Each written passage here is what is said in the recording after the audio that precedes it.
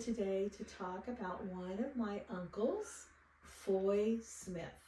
So Foy was the son of Carl and Ruth Smith, and he married Pat later, who was a Glover. So she became a Smith, because a lot of Glovers and Smiths like to get together. Anyway, so they married, and they never had any children. So I want to give you some ideas of what Foy was like, especially as a younger man. So today I have a newspaper article from 1945, December 22nd, and it says, "Y gives party for millionth GI." So I don't know if you knew this, but my Uncle Foy Smith was a PFC in World War II, and apparently he fixed things like he did later in life. He became a car mechanic and owned his own auto shop in Hereford, Texas, later after the war. And so he had been in the war for a while, and he came home and he walked into the YMCA, and surprise! Later he told me it was his most embarrassing moment. I mean, think about it. He's a Smith, he's a boy, he was shy, he grew up in the panhandle of Texas. Here he is in a big town with a whole lot of people, and suddenly there are people like, "Yay, we're so happy for you, you're the millionth man." And then next to him comes a pin-up girl. You know, his eyes were probably this big, and his face was probably so red. I mean, when he told me about it, he did not want to tell me about it because he was so embarrassed about this whole scenario.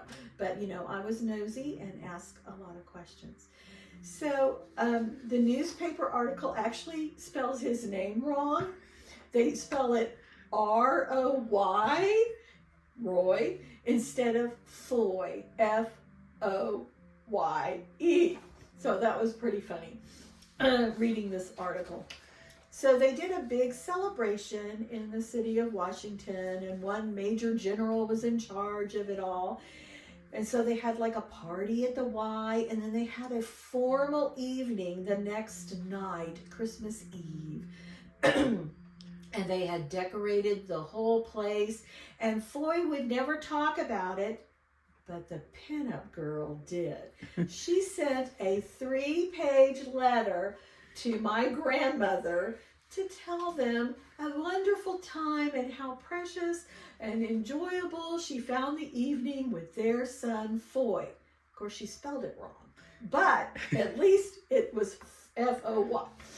So her name was Lois Apple, and she was chosen from, I don't know what they did, some kind of contest.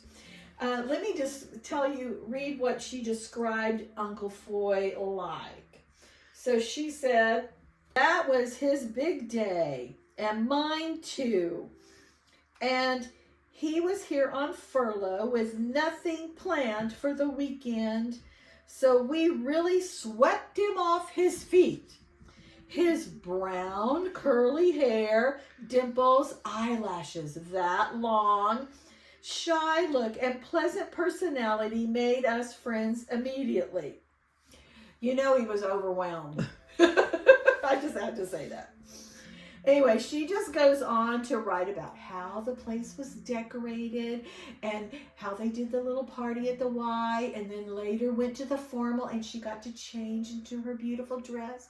And there was a green chair and a red chair that they were supposed to sit in on the stage. And you just know that Uncle Foy was like, what in the world? And they had a dance. And Foy was like, I can't dance, but this is not in the letter. This is what he told me. But anyway, so they got up and moved around the crowd, and I'm sure she just handled all the talking. So at the end of the day, she says, "And we'll never forget it, we all said. And we said, thanks, for a wonderful time. Anyway, so that's the story of Uncle Floyd's most embarrassing moment.